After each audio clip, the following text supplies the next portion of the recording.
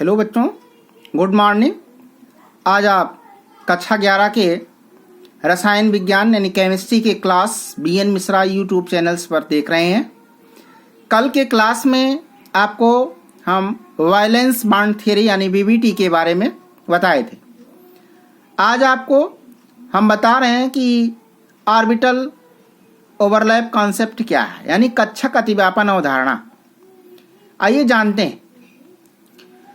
Hydrogen अणु का विरचन यानी फॉर्मेशन हाइड्रोजन परमाणु के अर्धपूरित यानी हाफ फिल्ड कक्षकों के अतिव्यापन यानी ओवरलैपिंग के कारण होता है। इस सिद्धांत की कुछ विशेषता को इस प्रकार समझा जा सकता है, जैसे परमाणुओं के संयोजी कोष यानी सबसे बाहरी कोष जिसको हम वैलेंस सेल कहते हैं, उसमें उपस्थित अर्धपूरित हाफ फील्ड परमाणु कक्षकों के अतिव्यापन के कारण सहसंयोजक आबंध बनते हैं। आइए फिर से समझें। परमाणुओं के वैलेंसी सेल में उपस्थित हाफ फील्ड और पार्शियली फील्ड परमाणु ऑर्बिटल्स के अतिव्यापन के कारण सहसंयोजक आबंध यानी कोवैलेंट बॉन्ड बनते। दूसरा है ओवरलैपिंग में भाग लेने वाले कक्षकों में उपस्थित इलेक्ट्रॉनों का जो नोटेशन होता है, चक्रण जिसको हम बोलते हैं, वो क्या होता है? विपरीत होता है। अगला है परमाणु के कक्षकों का अतिव्यापन जितना अधिक होगा उनके मध्य बनने वाला सहसंयोजक आबंध कोवैलेंट बॉन्ड उतना ही अधिक मजबूत होगा। आइए समझते हैं कि हाइड्रोजन अणु का विरचन कैसे होता है, यानी फॉर्मेशन ऑफ हाइड्रोजन मॉलिक्यूल।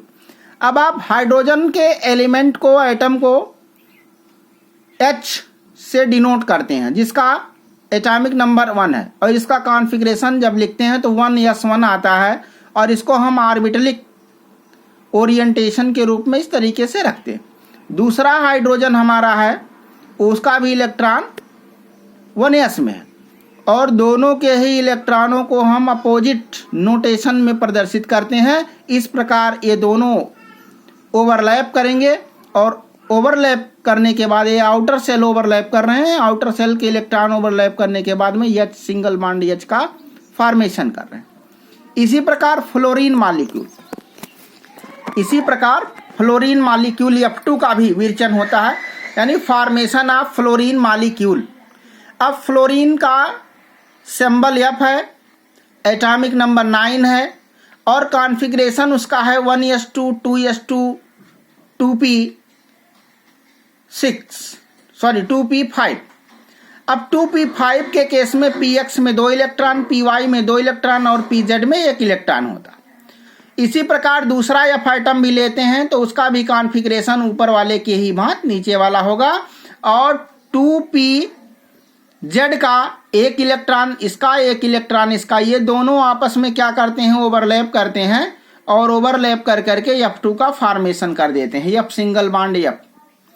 इसी प्रकार आइए हम लोग देखें हाइड्रोजन फ्लोराइड अणु का विरचन, फॉर्मेशन ऑफ HF मॉलिक्यूल। आपने उपरोक्त फ्लोरीन के विरचन फॉर्मेशन में आपने देखा कि फ्लोरीन का कॉन्फ़िगरेशन हम कैसे लिखते हैं। उसी प्रकार इसमें भी हम फ्लोरीन का कॉन्फ़िगरेशन लिखते हैं 1s2 2s2 2p5, जहां 2pz के केस में हमारा 1 इलेक्ट्रॉन है, और हाइड्रोजन जिसका सिंबल H होता है, एटॉमिक नंबर 1 होता, और कॉन्फ़िगरेशन 1s के केस में 1 होता है, और इसके नोटेशन को हम एंटी डिनोट करते हैं। एंटी डिनोट करने के बाद में फिर हम देखते हैं कि F और H के बीच में सिंगल बॉन्ड मजबूती से फॉर्म हो रहा है। अब आइए देखें हम कि कोवैलेंट बॉन्ड कितने प्रकार के होते हैं। Types of covalent bond. तो सहसंयोजक आबंध 2 प्रकार के होते हैं। कितने प्रकार के होते हैं? 2 प्रकार के होते हैं। एक को हम सिग्मा बंध कहते हैं और दूसरे को पाई बंध कहते हैं।